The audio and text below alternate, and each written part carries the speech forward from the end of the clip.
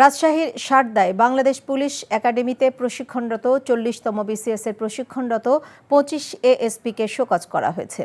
রোববার একাডেমির অধ্যক্ষের পক্ষে পুলিশ সুপার তানভীর সালেহীন ইমন স্বাক্ষরিত পৃথক পৃথক আদেশে তাদের কাছে ব্যাখ্যা চাওয়া হয়। আদেশে বলা হয়, প্রশিক্ষণ চলাকালে গত 26শে নভেম্বর বিকেলে প্রশিক্ষণে অংশগ্রহণ না করে 25 জন এলোমেলোভাবে হাঁটাহাঁটি করেন।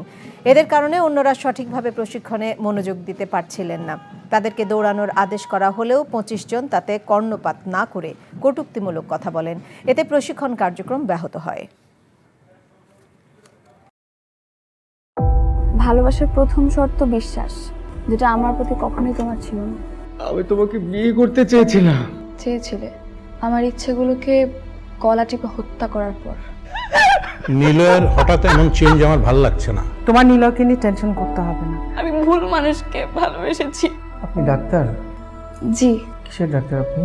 মেডিসিন, গাইনি, অর্থোপেডিক নাকি সাইকোলজিস্ট?